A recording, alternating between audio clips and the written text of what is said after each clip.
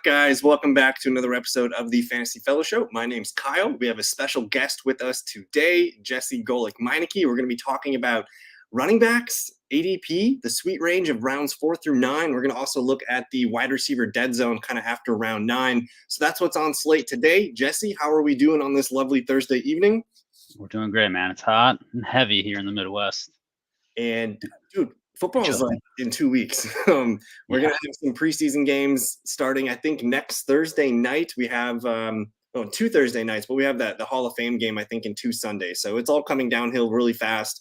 We had some training camp news today. I'm going to hop into a screen share here, and we had a scare. Joe Burrow was finally diagnosed with a calf strain. So this is the best case scenario. It looked really bad when it first happened. I don't know if you guys saw the video, but he was rolling to his right, ended up coming up limp and kind of had to just go down with what looked like a worst fear was an Achilles injury. But it sounds like a diagnosed strained calf. And who knows how long he'll be out. But I'm assuming we're not going to see him play any preseason games. This is probably a 2 to 3 week timetable. And hopefully he's good to go for the regular season.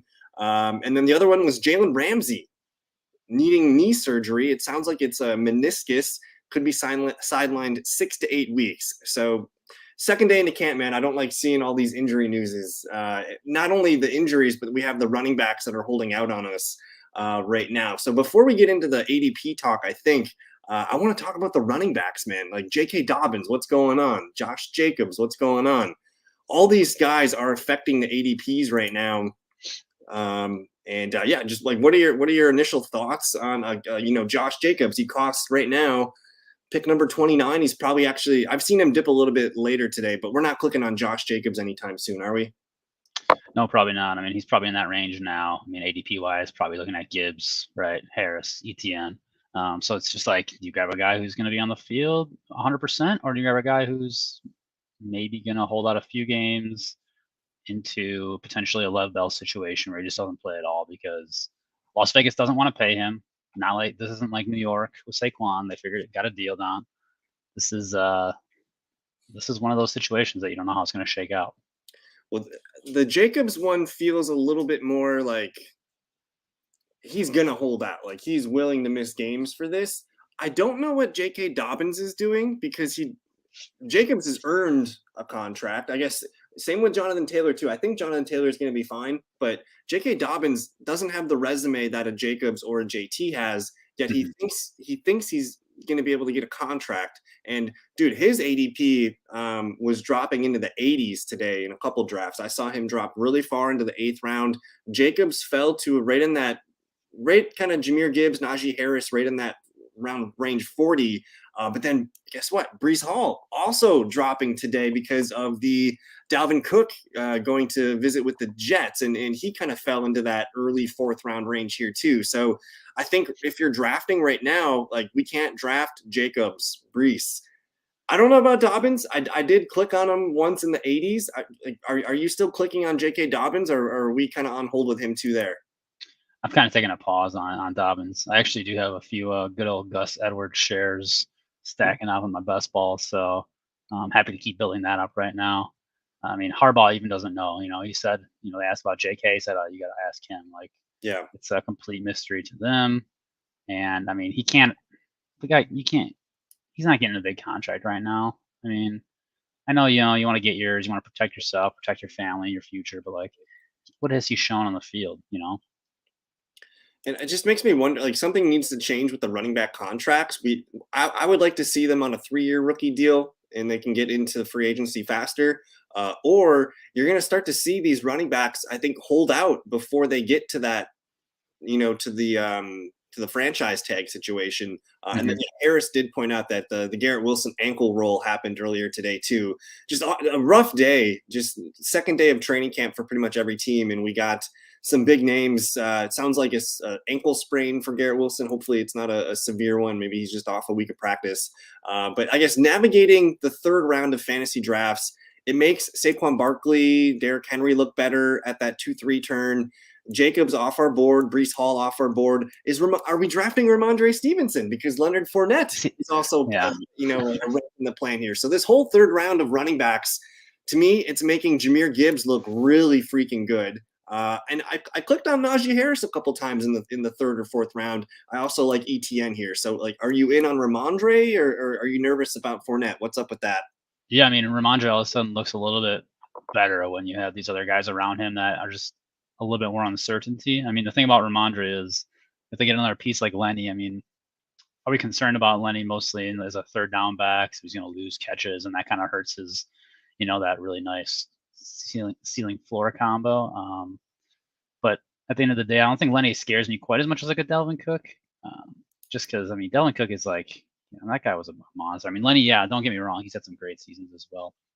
But Ramondre is a guy I will click. I think the early fourth round is kind of it's a tough spot to be in right now. It's kind of the tier break between the studs that you trust, and kind of that next tier with the Najee ETN. So Ramondre probably belongs in that grouping, and it's kind of almost like a pick your favorite. Maybe you get two of those guys if you start wide receiver heavy. But I'm not clicking him a lot. Definitely not overexposing myself to Ramondre. So when I first did my projections, Ramondre was, if you look at my running back 6 or 7, and I was just all in on him. But then they keep talking about wanting to make him fresh the entire season. They're going to mix in Pierre Strong, maybe Kevin Harris. Ty Montgomery got hurt today, by the way. I don't know if you saw that, but he just an annual tweet, evergreen, whatever. But it's clear that they want to bring in somebody. And when I crunched the numbers to put Fournette at RB2 for this team, it dropped Ramondre to about RB18. So even if like we are concerned about Fournette being there, I don't think it tanks Ramondre's value where it's like an awful pick. Sure, he should probably be being drafted like by Joe Mixon, Aaron Jones, ETN. Like he should be around later. So I'm nervous about that. And honestly, man, like the only third round running back I want right now is Jahmyr Gibbs in full PPR. Otherwise, I think we just need to wait and see. Even if Breece Hall is healthy to start the year, and even if they're probably going to sign Dalvin Cook. I think it feels really, really good. So, like, where do you see Breece Hall falling to if Dalvin Cook goes there tomorrow? Yeah, right. This is Delvin Cook is an Aaron Rodgers approved signing. I mean, that guy doesn't take pay cuts for anybody. So you have to think something's working there. I've probably pretty good odds that he's going to land there. And if that's the case, you're looking at, I mean, between them two, you're looking at maybe like a 60-40 split in Breece's favor, but that's not even 100% of the carries because you still got the mixing of Michael Carter, Zonovan Knight. Like, they're going to exchange a few here and there, but like, I mean, that just cuts into like a true RB1 ceiling. So like, you almost have to look at him as like mid to low RB2s at this point. Breece with a little bit more upside, but that's kind of where it shakes out, I think.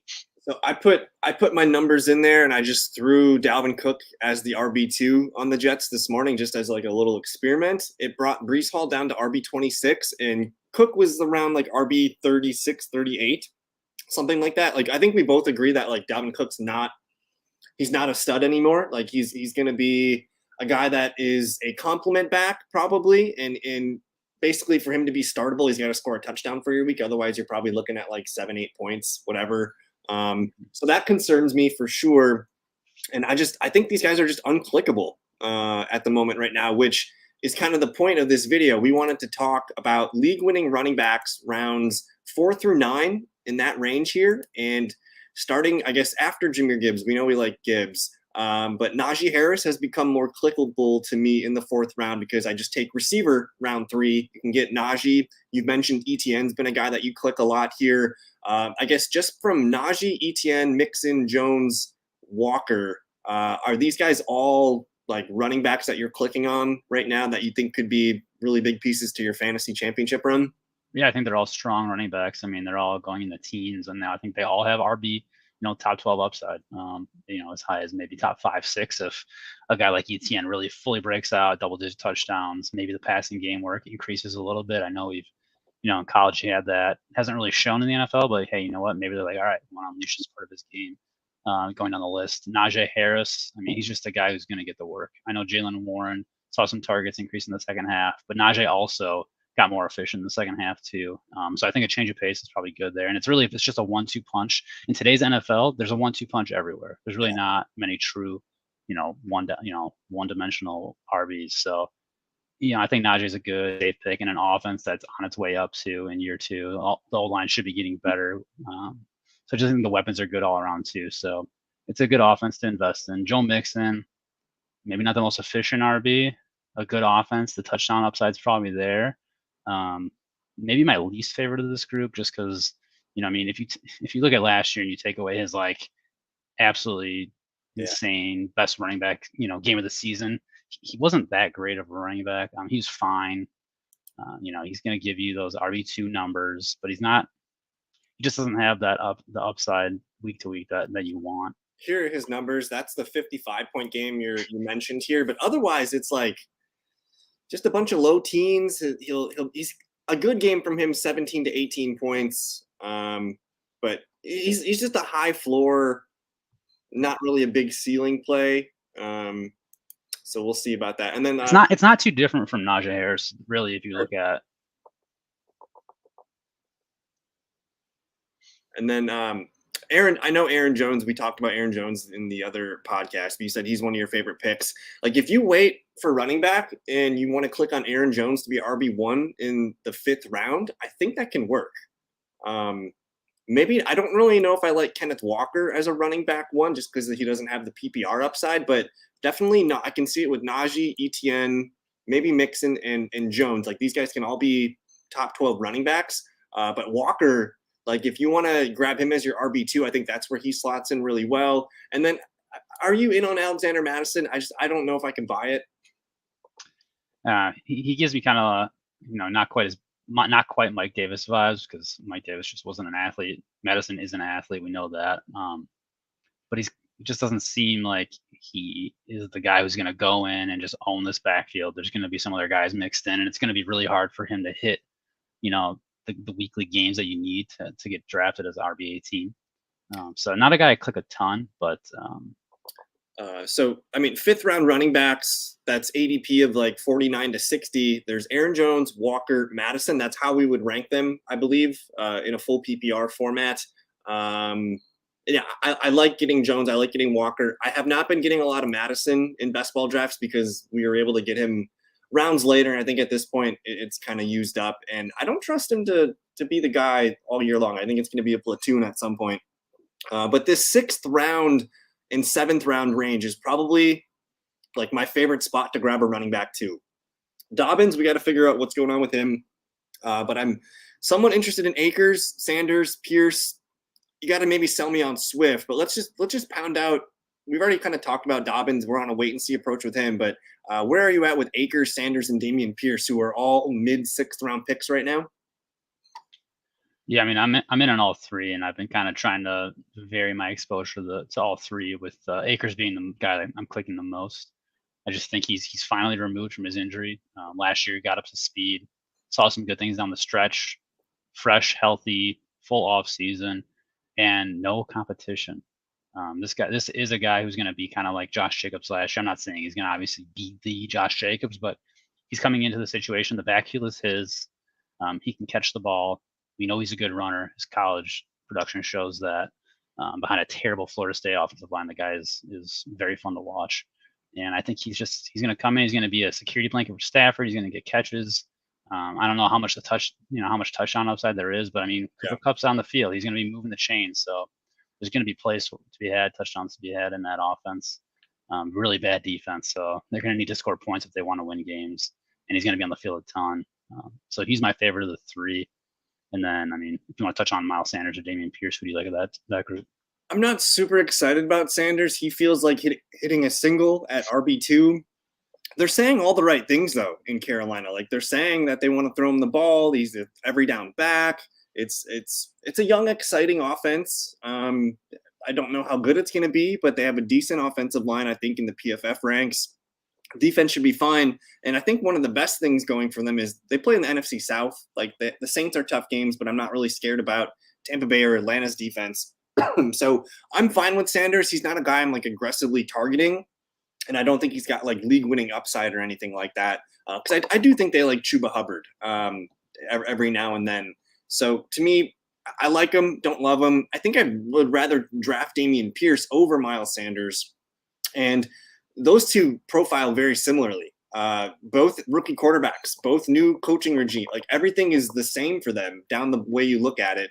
Yep. And Pierce, coming off of his injury last year, it sounds like he's healthy. It sounds like he wants to be more involved as a receiver. I'm kind of buying the hype there. Late 6th-round pick, I kind of like it. And sometimes he dips into the 7th, which looks really, really good. And then the one thing on Cam Akers that I want to just throw out, when he was balling at the end of the season, those last 4 or 5 games or whatever it was, no Matthew Stafford, no Cooper Kupp. It was Baker Mayfield and a shit team, and he was playing really, really well. So now you're adding back Stafford, you're adding back Cooper Kupp. That's going to make defenses think about that whole, thing. So Akers is a good pick right now in the 6th round. And then let's look into the 7th round, because that is picks about 72 to 84. Top of the board, DeAndre Swift, James Conner, Rachaad White, David Montgomery. These guys are all 7th rounders right now. Which one is your favorite to pick? Yeah, another interesting group. I think there's, a little bit more ambiguity here in the backfield. Besides James Conner and Rachaad White, I think those are 2 guys who right now, if you look at the backfields, it's their backfield. Tampa, we have some concern, like, are they going to bring somebody in?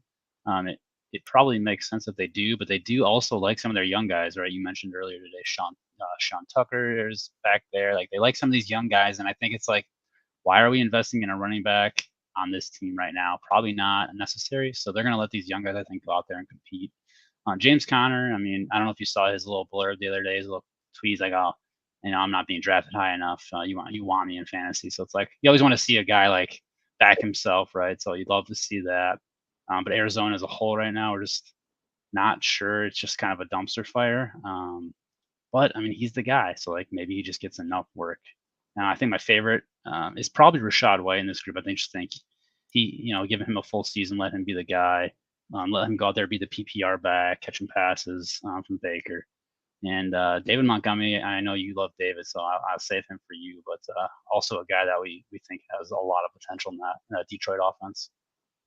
Where are you at on DeAndre Swift? He's a hard click for me. Yeah, in this 7th round. He's like the one. It's like, I think I have 1 share of DeAndre Swift in all my best ball drafts. So how can you defend him being a 7th round pick? I guess it's a really tough pick for me. Sure. I mean, history, in fantasy football terms, history is like what, a month long history, right? But if you look at DeAndre Swift a couple of years ago, he was the number 3 running back overall in dynasty terms.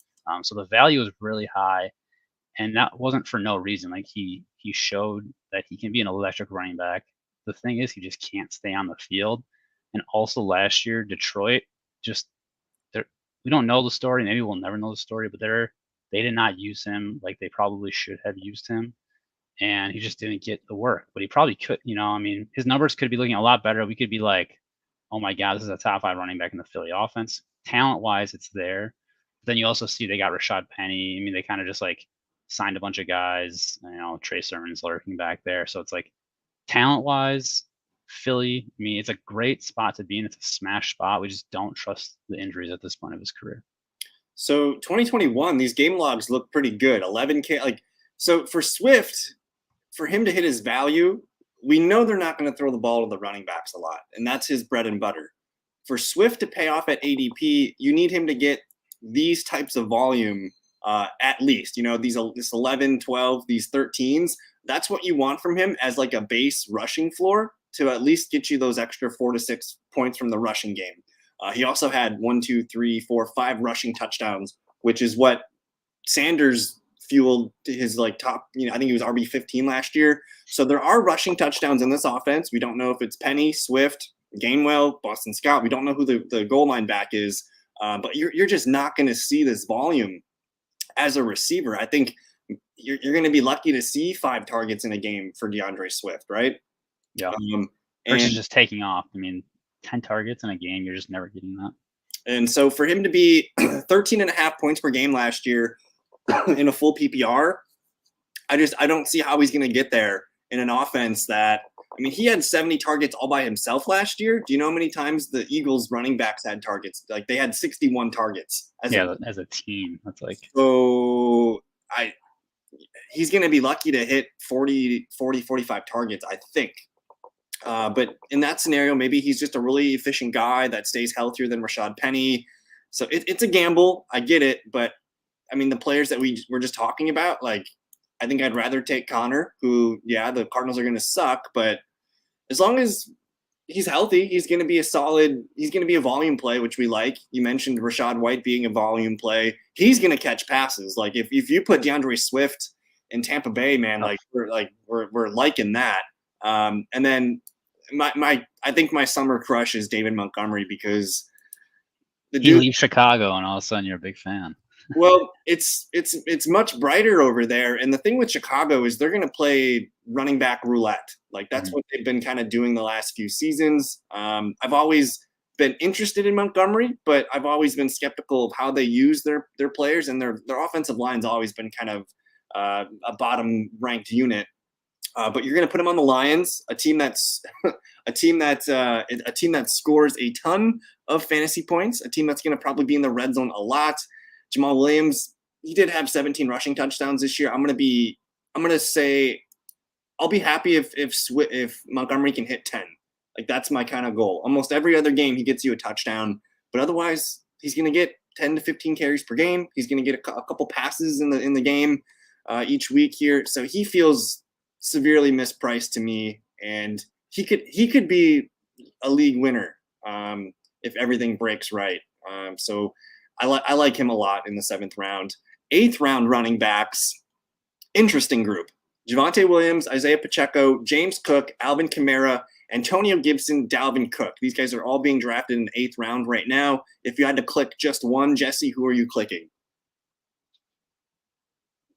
Yeah, it's probably not popular, but I think it's James Cook right now, and I think just things are trending his way. They did not bring Devin Singletary back. They brought in Damian Harris, who I think is, can do similar things to Devin, but maybe slightly worse. And year 2 in this offense, I think it's just a really exciting time. They need somebody to step up as a pass catcher, besides Diggs, and I think he could be that guy in the short intermediate. I know Dalton Kincaid's there now. They're excited about him. Gabe Davis is, going into his third, 4th year, and we've kind of seen what he is at this point of his career. And I think James Cook could just kind of be that X factor, that second guy that kind of unlocks Josh Allen a little bit, gets his passing numbers up there. It's an exciting offense, right? Like, you want pieces at this point of the draft. You want the guys who are going to be on the field on good offenses, and that's where James Cook falls. Are you comfortable with leaving him in as your RB2 for, just say, every game the whole season? You're just going to leave Cook in there as your RB2. He's going to catch 3 or 4 passes per game. He's going to get 10 to 12 carries per game, maybe hit 60 all-purpose yards and a couple catches. It seems like he's got a high floor, and everyone's going to be like, but the goal line role. I really don't care about the Buffalo goal line role. Like, I don't. Sure, Josh Allen's. They could give it to Damian Harris. That's going to be 4 touchdowns for Damian Harris. James Cook, what you want with him is you want him to get those 15-yard touchdowns. You want him to be your big play threat, and that's what he excelled at last year. I think he led the league in big plays, or maybe big play rate or something like that, longer runs of 15 or 20 yards. But in a full PPR league, I think you want James Cook. I'm having a tough, Javonte Williams was a good pick when he was in the 9th round, but now we're pushing him up here at the turn of the 7th, 8th round. I'm not really into it. I need to slap myself or pinch myself sometimes, because I always say I don't want to pick a player coming back off of a major knee injury, but here we are, moving. I did an ADP riser show, and Javonte Williams was at the top of all 3 DraftKings, Underdog, and Drafters. He's moving up boards. Do we want to get sucked into this hype, or is it a smart Samaje Perine pivot pick right now? It's because Samaje Perine's falling, Javonte's going up. How do you play that Denver backfield? Yeah, I mean, I'm in the same boat as you. Even today, I was like, oh, Javonte, maybe I'll click him, and I just remind myself, running backs coming off these types of serious injuries, we just see it time and time again. Cam Akers, J.K. Dobbins, all these guys, they just do not have 100% of the burst and acceleration that you need. And as a running back, if you're not hitting that hole 0.2, 0.3 seconds faster, you're getting caved in on. So I'm out on Javonte. I've decided I'm just not going to click him right now, especially he's basically RB2 territory right now. And for me, that's kind of the best case scenario. Samaje Perine, on the other hand, last year looked pretty good. I was honestly surprised that Cincinnati let him walk. Yeah. And Denver, I mean, they saw an opportunity and they were like, "Yep, that's a guy." I mean, that's a guy who can come in and just they can take their time with Javonte because Samaje can be that guy. He can be that featured guy. So RB34, I'm clicking that a lot these days.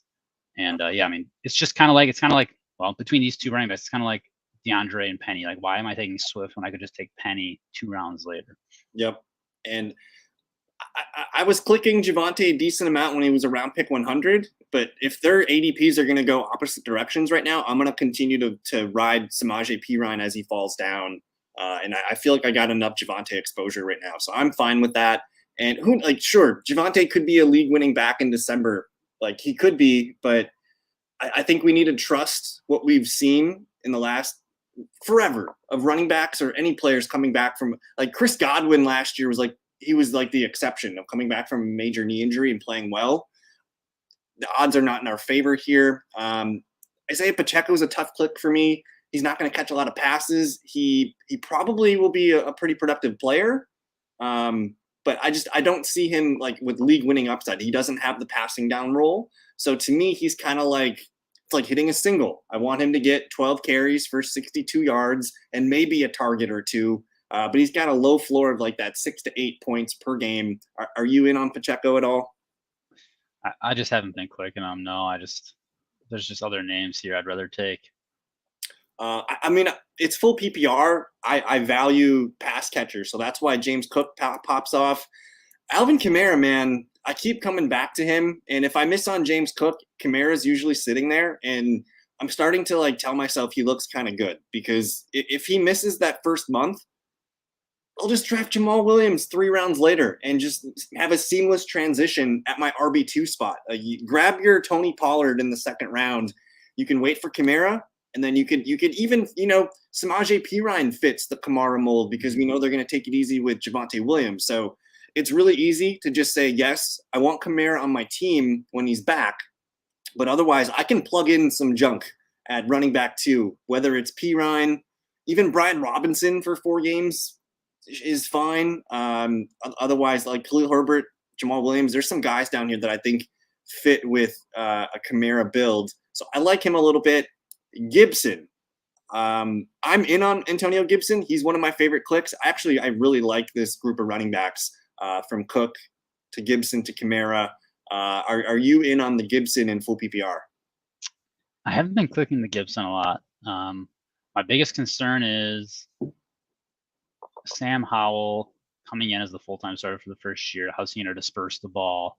Is there going to be enough for Antonio Gibson to get his share? I mean, I know he even gets the carry, so it's just the Washington in general kind of misuse Antonio. I love the talent. I mean, I've loved Antonio Gibson, the talent, for a long time. They just keep seeming to bring other guys in. Brian Robinson they bring in, they like him. There's always somebody else to bring in where Antonio just never gets the work that he needs to really kind of be a hit. So Gibson was RB28 last season. And right now he's being drafted as RB31. So in my head, that already feels like a small W. And the thing that really sticks out is last year he had 58 targets. Do you know how many JD McKissick? Do you know how many JD McKissick had last year? No, it's probably somewhere near that number. It is 40. So between the two, there was 98 targets to just those 2 running backs. We can't say he's going to get all those targets, and Eric Bieniemy's there. The Chiefs have always been well throwing to the running backs. So I'm excited about that. And then if you give Gibson the 58 base that he had last year and tack on another 20, 30, like he's going to be a top 5 targeted back in the league. And we know he's good, right? Like we're not concerned about talent there. He's electric, man. We're concerned about him just getting enough base work, I think, on first and second down. But it's very clear he's the passing down back. J.D. McKissick's been a thorn in our side for the last few seasons. Gibson can do it. And, hey, if anything happens to Brian Robinson, league-winning upside right here with Gibson. So you have that built into it, and he's a high-floor running back 2 flex. You can pull him up there on a bye week. You can pull him up there if there's another injury. I don't think the Commanders are going to be winning a lot of games this year, maybe 7-8 range. So he should be heavily used at the end of games, end of the first half, things like that. So I'm in on Gibson just because I think last year was his floor. The floor is in. He averaged 11.1 PPR points per game. Brian Robinson's not a pass catcher. They have rookie Chris Rodriguez there. Yeah, there's not much. Yeah, and then did we want to talk about Dalvin Cook, or can we just say please don't take Dalvin Cook this year, even if he's the Jets? I mean, you said it RB38 with your numbers, and I think that's probably reasonable. So, just not a lot of upside. You know what's funny? Like if he signs with the Jets tomorrow or whenever it is, his ADP's going up. It's going, yeah. He's going to be up here with Javonte and Pacheco. If like RB2 territory, which is insane. And one thing about Washington you mentioned with Antonio Gibson. So the enemy coming in as the offensive coordinator, he's got to get to know these guys. You know, I mean, I think it's going to be really important to listen to what he says about these players. And Antonio, like, I mean, I gush over him all the time. Like the talent's there, so I mean, the enemy could just be very excited to what he sees in Antonio. We know he's creative. We know he's got that Andy Reid route. I mean, he could find some really fun ways to use Antonio Gibson in this offense. Yeah, and I'm hoping that they finally realize that like he's a core piece of their offense, and they need to make sure that if the offense is struggling, let's get Gibson involved. You know, like let's not forget about this really good player that I think everybody was excited about 2 years ago. I mean, his fantasy points per game in his 3 career seasons, 14.7, 14.7, 11.1. Yeah. He's double good. Digits, man. That's an RB. If you go 0 RB, I mean, that's what you want in your RB2 spot right there. Like, yeah. And maybe I think if he can get, I think he can get more base work this year in the carries. He's not getting 11 touchdowns. He's probably not even getting 7.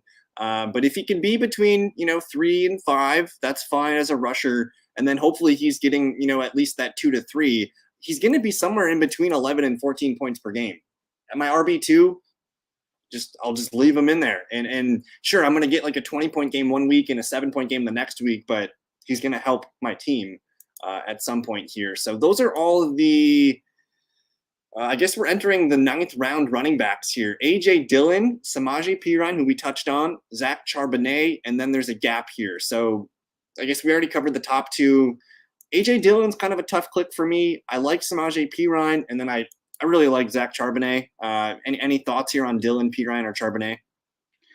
Yeah, I mean, I haven't heard you talk much about A.J. Dillon this year. I think we've all kind of just decided and accepted that like the talent's probably just not there. But there's work to be had there. And when it comes to the second half of the year, you want a big bruiser of a guy just like bulldozing defenses. And he's kind of that. It's kind of what you want there. I mean, yeah, like RB27 last year is like, it's not terrible. I think you just have to understand that like ceiling wise, you're probably not getting more than a back end RB2, but at RB33, like that's like another 0 RB guy who you can just trust to get enough points to get you by. As far as some of my favorite guys in this range, I've been clicking Perine a lot just because I think in the beginning of the year he's going to get you those points. He's going to be a really fun pick, and if it's a redraft league, maybe you can try and trade him, maybe just hold on to him, or you can kind of pair him with a rookie like a Shane or a Charbonnet who like might just pop off in the second half, and you have Samaje to kind of get you to that point. So I do like clicking him. I always like clicking rookies late, rookie running backs late. And so like Dillon, Perine, and Charbonnet, I just want them on my bench. Like I don't think they're gonna have like amazing upside week 1, but if you're patient, I don't want to even mention the word for Aaron Jones, but if A.J. Dillon became the starter, we're ranking him as a top 10 running back that week. So he's got that built into his ceiling. And then the other thing too, again, like he was frustrating last year, but he found a way to be like RB27, which to me, it seems like a little bit of a value here. He's going to probably lead them in rushing touchdowns. He gets a decent amount of work as a receiver. He's not a sexy pick, but he could be a really nice pick, and just put him on your bench, see what happens. I think you can put Samaje Perine in your RB2 spot to start the year and then see what happens. And then Charbonnet, I think you just want him on your bench and see what happens, because it sounds like he was getting reps with the ones the last 2 days in practices. It sounds like they want to use him as a receiver, because I think I don't think Kenneth Walker has the skill set to be a receiving weapon. He can be fine, but I think they'd rather use Charbonnet there. So I could see Charbonnet getting 2, 3 targets per game out of the backfield, maybe getting 8 to 10 carries. He's just a guy that we can whip out there on a flex or a bye week, whatever. And if anything happens, kind of like how AJ Dillon could benefit, if anything happens to the starter, Charbonnet is probably going to be the 3 down guy. So all these guys are nice clicks, and especially because like who else are you going to click in that range? We'll talk about the receivers here in a second, but let's finish up with the running backs real quick. And I'm just going to let you any names pop off the screen here. You got Rashad Penny, Harris, Brian Robinson, Devon Achane, Khalil Herbert, McKinnon, Elijah Mitchell. I've already talked about. I like Jamal Williams, Jalen Warren. We like him. Tank Bigsby. Anybody here that you want to make sure you just get on your bench this season? Yeah, I mean, this is the spot where I'm always, like I said earlier, I'm grabbing rookies here. So the two that I like the most, Tank Bigsby is one I've been clicking for a long time. I just think he's a guy that he's going to see the field. They like him. They like the talent. They're really excited to draft him. Anything happens to ETN, which we know he can kind of get dinged up here and there. Tank is the guy who's going to come in and be in a great offense. Touchdown upside is great. And then A-Chain's been a guy who's growing on me, especially with Cook not coming to town, likely. We have Raheem Mostert. We have Jeff Wilson ahead of him right now. And Jeff Wilson. all 3 of them were moving today. On the like as soon as the Dalvin Cook stuff came up, I was in drafts this morning. It was tough to get them. Like I struggled because everyone was reaching about a full round on them. So I think it's a really good move right now to be investing in the rookie A-Chain and then Mostert and Jeff Wilson, as you said. But go on. Yeah, absolutely. I mean, A-Chain, I mean, is a guy they like, and it's a guy. I mean, Mostert. We love Mostert. He's one of the fastest guys in the league, but how many games is he going to play before he tweaks his hammy? And then you got A-Chain all of a sudden an RB2 in that offense.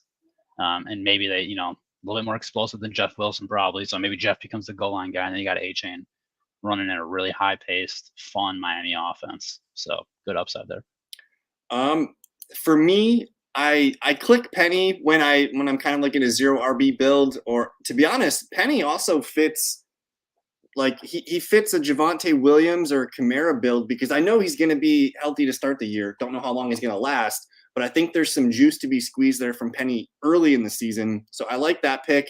I'm kind of out on Damian Harris just because I like James Cook so much. I don't think I should be in on both guys. Harris could be a nice pick, but I just think I prefer James Cook in full PPR leagues. Brian Robinson, he's just a grinder, man. Like he's gonna run for 1,000 yards. It's not gonna be pretty. He's gonna get you 8 to 9, fantasy points per game. He's fine. But I like stashing A-Chain. I like putting Khalil Herbert on my bench, but again, I think he's a tough start week 1. I kind of want to see how that running back field unfolds. And I did see today. I tweeted it out. Herbert was getting the reps with the ones first. Rashawn Johnson ahead of Deonta Foreman. So keep an eye on that. I think Rashawn Johnson's their 3rd down back, even though they're probably not going to throw to the back a lot. Jerick McKinnon's a hard click for me, man. I think it was lightning in a bottle last year. I think starting him every week in a redraft league, no thank you. Best ball score, if I draft Mahomes or Kelsey and I want to build some Chiefs things, that's fine. I do like Elijah Mitchell as just like a bench stash. But again, I think Jamal Williams can be your RB2 week 1. Jalen Warren's a nice bench stash. Do you find yourself drafting ETN and Bigsby on the same squads? I mean, I'll do it, but typically I don't love taking multiple running backs from the same team. But I mean, I'll do it because I think they're both going to see the field, and if you get one a week, probably is going to be at least getting you double digits. I do like snagging Tyler Algier because I think the Falcons are just going to run the shit out of the ball, and that could be 8 to 10 carries a game. There could be something there for some pop-off weeks in best ball. I'm not in on Singletary just because I like Dameon Pierce. I do like Kenneth Gainwell because he's the cheapest Eagle. And then Marvin Mom's in the chat, man. Kendre Miller. I think he's still worth tucking on the bench because week 1, when Alvin Kamara's not there, and by the way, Kendre Miller's off the pup list. He's practicing. He's in there. So he was on he dropped 7.7 spots in the last week. He was on all the faller lists on the best ball sites when I did the video today, but he's practicing. what if he just looks really good week one? Like he's gonna have more juice than Jamal Williams. I think Jamal Williams is gonna be a plotter. Kendra Miller could be the guy that pops week one, and all of a sudden they have to start giving him the ball more. I don't know, but I like putting him on my bench. Don't know if we're going to start him. We're going to start Jamal Williams, but he's an interesting player. And then anything else you want to, we kind of hit on Raheem. I like late snags on Tajay. Some of these veteran backs, like these guys are all going to sign somewhere. But any final names here at running back before we move to wide receiver? I mean, Jerome Ford is a guy I'm kind of interested in, just on that fact that Cleveland didn't really bring anybody else in. Doesn't look like they're going to re-sign Hunt, so Chubb's got to get a break every once in a while, so Ford might be an interesting click. And then Deonta Foreman in Chicago. I kind of think he's the best running back there right now. So cool. We'll move on to. I just want to shout out one couple names here. Zamir White's one of my favorite best ball picks late right now, just because we're nervous about Josh Jacobs. Hopefully, Kareem Hunt signs somewhere. And let's move on to the wide receiver dead zone. It's no question that like wide receivers are going higher and earlier than they've ever have before. But I just want to talk about some of the guys because like we just ran through all the running backs from about rounds 4 through all the way. And we liked a lot of those names in the 9th, 10th, 11th, 12th round. But sometimes you get stuck, sometimes you get sucked into that running back vortex where you're like, oh shit, I drafted 3 in the top 100 and I need some stanky receivers. And to me, where do you think the dead zone kind of starts? I think right now it's after Zay Flowers. Yeah, I think that's probably accurate. All right. So from Bateman on down, you have Bateman, who's on the PUP list with his Liz Frank. You have Cortland Sutton, who people either love or hate him. Michael Thomas is an enigma at this point. Sky Moore screaming up draft boards right now. He's a top 100 pick, but Beckham, Williams, Lazard, Dobbs, Collins, Tyler Boyd, Jacoby Myers, Zay Jones. I think part of like a even for best ball and redraft, you need to take a stance on somebody from this list and say, this guy has a chance to be a top 30, 36 wide receiver. If you're running back heavy and you need to grab a guy as your number 4, number 5, which receiver or two are your favorite clicks in this ugly range?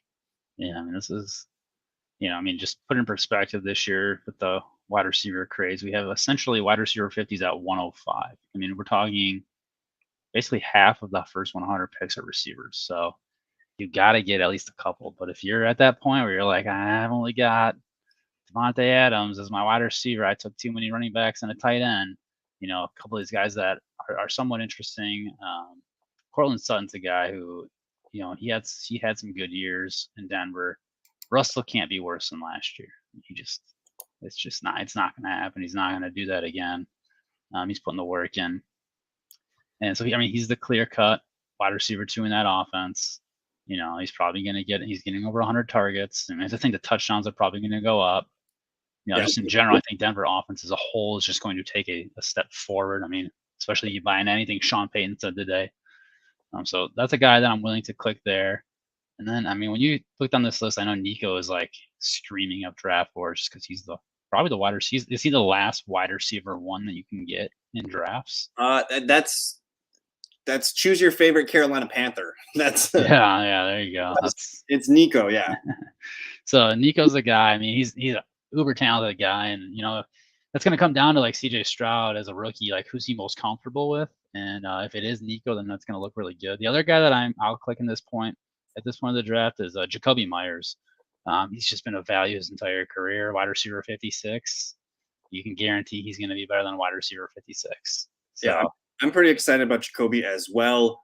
So the issue for me I'm kind of out on Bateman. I'm still hopeful, but we need to see something from him before I start clicking him again. To take Cortland Sutton means I'm passing on those running backs we talked about, whether it's James Cook or Alvin Kamara. Sometimes there's a QB that I like in that range. So for me, that's still kind of a running back round, especially if I need running backs. I'm taking James Cook. And to be honest, like the ADP of 91.5, he's probably like more true towards like 96, right? He kind of falls to the end of the 8th round and you're like, guess I got to take Sutton. Otherwise, Michael Thomas, dude, Nick Underhill is whispering that like Thomas is back. So he has been pretty excited about him. I think if I had to click between Bateman, Sutton, and Thomas, I might click Michael Thomas right now. But otherwise, I mean, I've been clicking Sky Moore since the 120s, and I think I have to cool off at this point. But it looks really good for him to be their starting slot receiver. And to be honest, I don't think Kadarius Toney was ever a threat for Sky Moore. Because if you think about that offense, yeah, it's Travis Kelce at the tight end. It's MVS, who is probably a really good best ball pick right now. He's on the outside. And then they're going to use Sky Moore in the slot, and then they have room for one more wide receiver, which is usually like a joker role for them. It's been Mecole Hardman in the past. This year it was going to be Kadarius Toney. Now with Toney gone, insert Richie James. So I think there's room for Sky Moore to be a 60 to 70 catch player. We just need to see it. It requires a leap of faith, but if you need a wide receiver, man, he's attached to Mahomes. It's. I mean, I don't get why people are clicking on Kadarius Toney in the 6th and 7th round, and now we can get Sky Moore a couple rounds later. So I like that. Beckham's a tough click. Jameson Williams, I don't got good vibes for Jameson Williams. Like, where are you at on him? I cool off. I was clicking him a little bit just because and like I feel like he's not a guy you want to be clicking if you need a receiver. Yeah. So he's a guy you want to be clicking if you have some strong receivers, and then you're like, hey, let's just stash Jameson Williams. You don't want to be starting Jameson. You don't have to be thinking about him in your lineup. Obviously, he's out for a few games, but like, I'm mostly out on him right now. I haven't been clicking him as much. Just I feel like my exposure is pretty high on him, so I'm kind of cool on him. Denzel Mims came over there. Like, why are they trading for receivers right now? He also Williams got hurt. He's missing practice right now, so I don't like it. But Harris in the chat, he says Lazard is one that sticks out, and I'll be honest, I have not been clicking Lazard a lot this summer, but just because I do so many best ball drafts, I understand like I probably need to get my exposures up on him. So I've been clicking him the last few days. And to be honest, Lazard gets a lot of flack, man, but he still was wide receiver 30 last year for Aaron Rodgers. Like there's an outcome where, yeah, he's a top 36, top 40 wide receiver. His ADP is wide receiver 52. He's not going to be a smashing hit, but he might be a guy that's fine, like as your wide receiver 3 flex. Like he's got a chance at like 5-6 targets per game. And of course, the red zone presence and things like that, and all the chemistry built in. I don't hate Lazard here. But for me, like Nico Collins sticks out, and he's been making plays. There's been a steady drumbeat that he is CJ Stroud's favorite target. And they play the AFC. You want to hear? They play the AFC South, 6 games. Like it's a really good click. And I think he's going to continue to move up draft boards. If I scroll a little bit down, Jacoby Myers is a fantastic pick. I think he's got 70 catch potential this year, even if I don't care who the quarterback is. He played with Mac Jones last year, and he was a good fantasy asset. So I think Myers is a sharp pick. Haven't been clicking a lot of Zay Jones. I think he tumbles with Calvin Ridley being there. But otherwise, I'm kind of backing on Rondale Moore. Don't know what to do with Juju. Mooney, I'm out on. Gallup is fine on your bench. Don't know if I want Gallup in redraft. Best ball, yes. Same thing with Osborne. Rashee Rice, you want to put on your bench. What's sticking out from this group from Collins all the way down to Thielen? Yeah, I think the one here that I definitely like to click the most is Michael Gallup. And he is 2 years now removed from his ACL. Yep. So we talked about this earlier. Last year, you had to almost throw it out.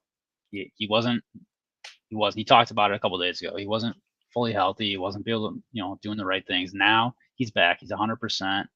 Yeah, he's mentally there, and he's Dak's second weapon right now. I mean, I know we got Brandon Cooks in town, so it's really a true we're going to see a lot of 3 receiver sets. I think of this team. They got rid of Dalton Schultz. There's no Zeke to just steal boring 3-yard runs. It's going to be a little. I mean, I'm a little, I guess, nervous about Kellen Moore being gone. So that's interesting. The other interesting thing here is Dalton Schultz is gone.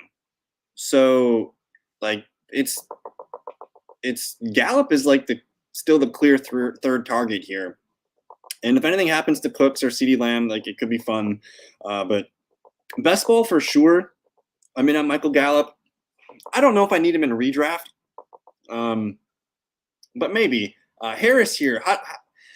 What do we tell Harris with the Adam Thielen pick? I mean, Harris and I have talked about Adam Thielen a lot. He likes taking him because he's cheap at the end. And the way that I've been okay with Adam Thielen is like, if he's a guy that could have a nice September, but I want to think about December when I'm about to click Adam Thielen. I don't think he's going to be there in September, but he could be a guy that is a security blanket for Bryce Young. Is there any way we can sell Harris on passing on Thielen? But it's also like, who would you take instead of Thielen at this range? This is a young offense that's going to grow together, and Thielen is there as a veteran presence to help bring these receivers up. And once they are ready, they're going to fly, and he's going to watch them. He's going to wave, and he's going to just collect his check into the sun. I mean, I think Mingo and Chark are better picks. Mingo offers some unknown upside, but it sounds like DJ Chark is kind of the guy right now in the first 2 days of camp, where he's been making the splash plays. And the other thing too is like the teams kind of tell us like what's up. Like at interviews today, DJ Chark was the first receiver that they've talked to. Like he might be their leading receiver this year. I think he's been often injured and things like that, but we've seen some really good things out of DJ Chark. This might be kind of like he finds a new home and things just feel really good here. To me, I can't click Thielen, man. Thielen's a tough click, but again, the other thing too is Harris and I talk every now and then, and in a redraft league, sure, but like I could see him as like the last pick of your draft, right? Just a guy, see what happens, kind of thing. Because what if Thielen is healthy all year? Sure, I can kind of see it. I don't see any league-winning upside from Thielen, right? No, definitely not. But like, who else offers league-winning upside at this point? I mean, yeah, at this point, there's not a whole lot. We didn't talk about Rashee Rice. Yeah, go ahead. Wasn't the receiver we probably thought Kansas City would take? Not at all. But he profiles as like a solid receiver, maybe a little bit more over the middle. He's kind of like, it's almost like he's like that Kelsey role, but like Kelsey's there. So, where does he fit into that offense? I'm very curious because I don't know how they're going to use him, and I don't know. I mean, we're just gonna have to wait and see. I'm very curious to watch Rashee Rice in the preseason because he could be a guy that'll rise up my board fast if we see him getting utilized. So more than I expect. He needs like an MVS injury to get on the field, I think. Otherwise, the way I think the pecking order for the Chiefs is MVS is going to be on the field as the most receiver snaps because they're paying him to be. And then there's going to be somewhat of a rotation at slot, whether it's Sky Moore some plays, Richie James some plays. But then you have that third wide receiver spot, which I think is going to be a rotation of Rice, Richie James, Justin Ross, maybe Justin Watson. I would like to see Rice. It sounds like he's having some good camp days too. Like that's what you want to hear. Second rounder. They want to use him right away. I mean, I feel like it's a round 2 guy. He's kind of a jump ball guy. He's your more like traditional X, right? He is. They don't really have another receiver like him. So he fits the body style that they didn't have. And again, I think we're all kind of feeling like Charlie Brown in the football because of Sky Moore last year. Like we're all kind of gun shy on this position. And then like you factor in Kadarius Toney, like there's just a lot of weird things going on here. But Rashee Rice is nice. I'm coming around to him, and he's been moving up. Like he's only moved up 0.5 in the last week, but right now in fantasy drafts, man, like you have to get him in the 120s. Like he's going to be on my riser list next week. Any interest in Van Jefferson, wide receiver 2 for the Rams? Yeah, I mean, I feel like the hype. You see, like that post-hype guy. Maybe. He's another guy that had a serious knee injury. And he kind of played last year, got back a little bit. He did okay at the end of the year, but he's coming in healthy. he also was having a mini breakout year before Odell Beckham got there. He had like 900 yards in that offense that they won the Super Bowl in. I think he's an underrated player, a best ball guy though, not for redraft. I think the answer to Harris's question of Thielen or who else, to me, I think it's Hodgins. Who it's a bit of an unknown leap of faith thing, but I think Hodgins is the wide receiver one for the Giants. I know it's Darren Waller technically is the right answer, but I do think Hodgins has established himself there as probably like a 60 to 70 catch guy. And he's going to have games where he's going to beat Darren Waller. He's going to have some good games. So the dude had an amazing game in the playoffs. I don't know if you saw his numbers in that game. He had like nine or eight catches for like over 100 yards and a touchdown. Played really well at the end of the last year. But we got 5 minutes left, Jesse. I'm just going to put some names here on the screen from Alec Pierce on down. Any of these names you want to just say, hey, don't mind clicking on these guys?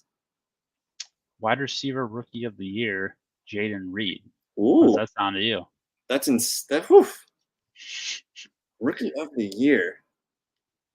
I'm trying to think. Who's the obvious choice for rookie of the year? Why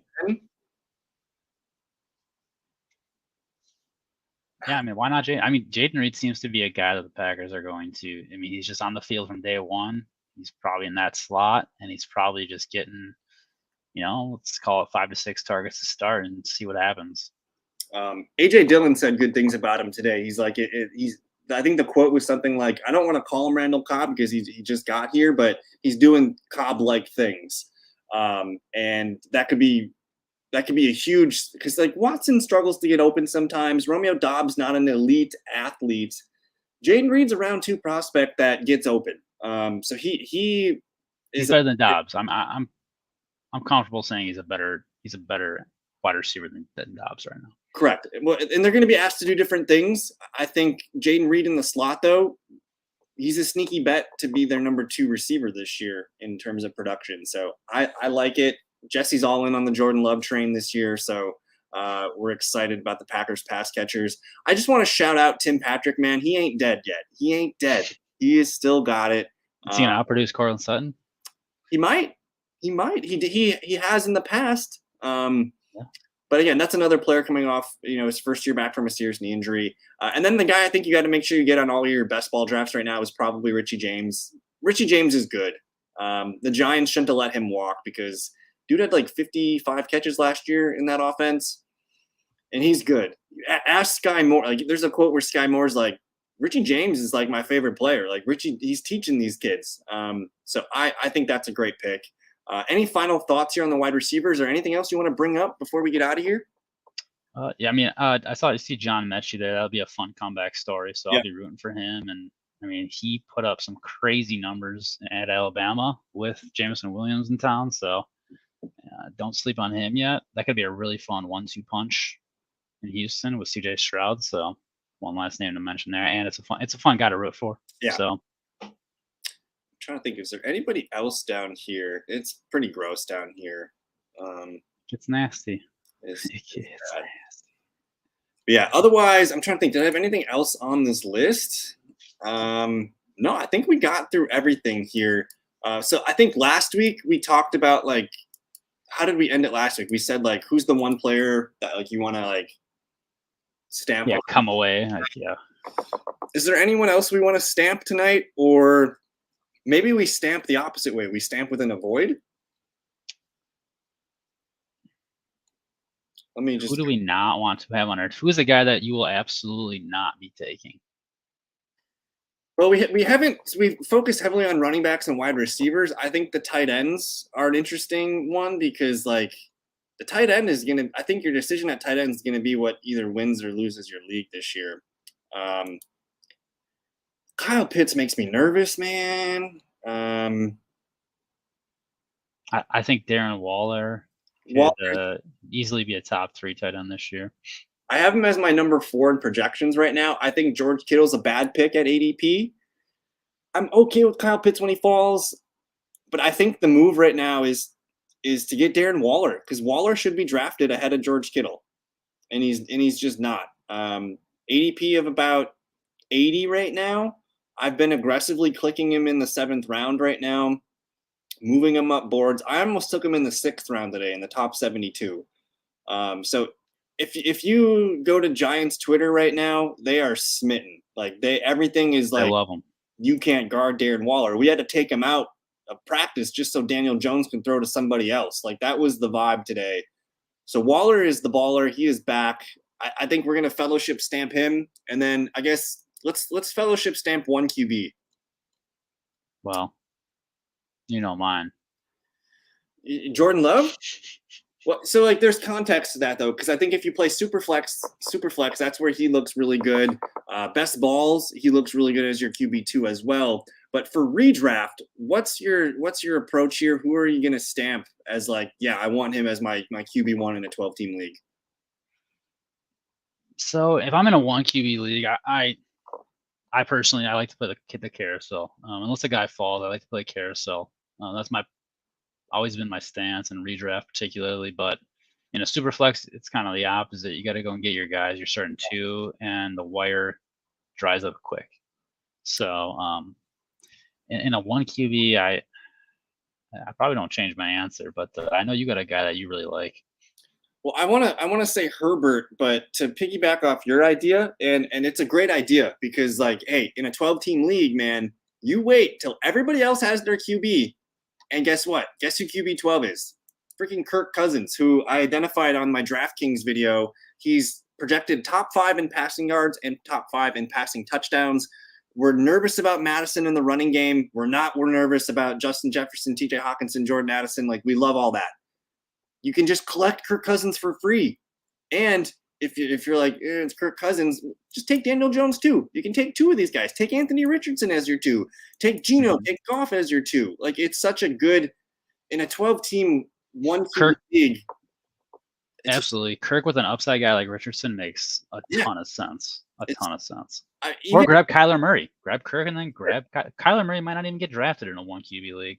Well, I really like I like the Richardson thought.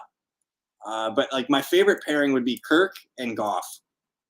Like, because those 2 dudes are just they're gonna throw the ball a lot. And I feel pretty good about that. Geno Smith, like, they still like to run the ball a good amount, and then there's also like we haven't really seen it with Geno consistently.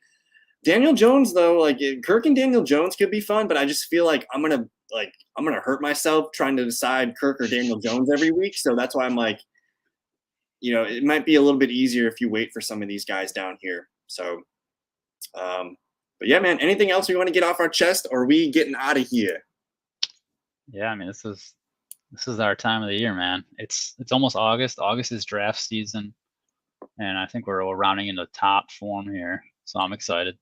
Yeah, man, I think this is the last weekend without football games because Hall of Fame games next week. 2 Sundays. Yep. I think the first weekend in August, I think it's the Hall of Fame game. So enjoy your final weekend of football-free weekends. And yeah, man, we're gonna be back. We're gonna try and get Jesse on the show a couple more times before August is not just a busy time for football, but it's a busy time for life. So it's gonna be hard to sync up, but we'll do our best. You guys enjoy the rest of your night. You guys can follow Jesse on Twitter at @thefellowjgm. Check out all that good stuff. And yeah, man, thanks for joining us. We'll see you guys in a future video. Peace. Peace.